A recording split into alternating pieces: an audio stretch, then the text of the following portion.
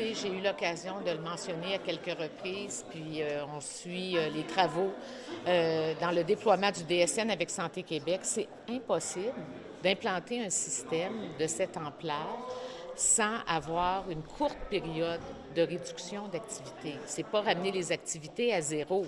Je veux quand même le mentionner. Les secteurs critiques, les patients qui sont dans des situations d'urgence vont continuer de recevoir leurs services, que ce soit en soins intensifs, que ce soit à l'urgence, bien sûr. Et en oncologie, il n'est pas question de retarder des traitements de chimiothérapie ou encore même, pire, des chirurgies en oncologie. C'est pas ça l'objectif du tout. On parle ici, vous savez, en centre ambulatoire, en oncologie, il peut arriver qu'on a des suivis de patients.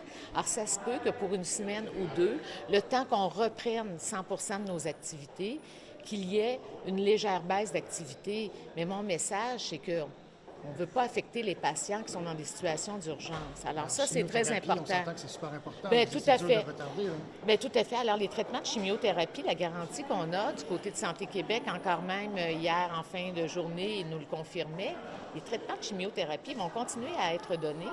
Donc, faisons attention là, dans ce qu'on donne comme information à la population. Puis, vous savez, quand on a... moins 20 Mme Bélanger, comment vous l'expliquez? Bien, c'est moins 20. Regardez, premièrement, samedi, dimanche, on fait le changement dans la nuit de vendredi à samedi. Okay? Alors, dans les jours qui vont suivre, il va y avoir une réduction d'activité avec une reprise rapide. Puis, vous savez, quand je suis allée sur le terrain, qu'est-ce que les médecins m'ont dit?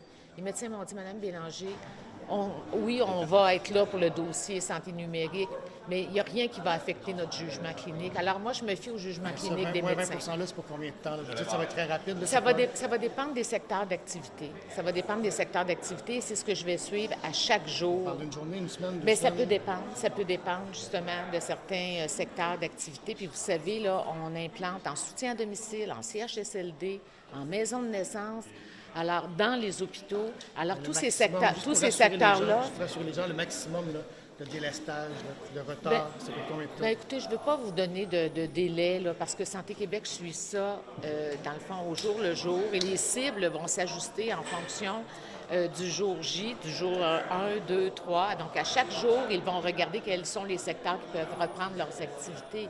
Alors, je vais laisser les deux présidentes directrices générales des deux établissements et Santé Québec faire leur travail. Moi, comme ministre de la Santé, je vais suivre cette situation-là au quotidien. C'est ça mon engagement. Puis on va réagir s'il y a des secteurs qui sont affaiblis.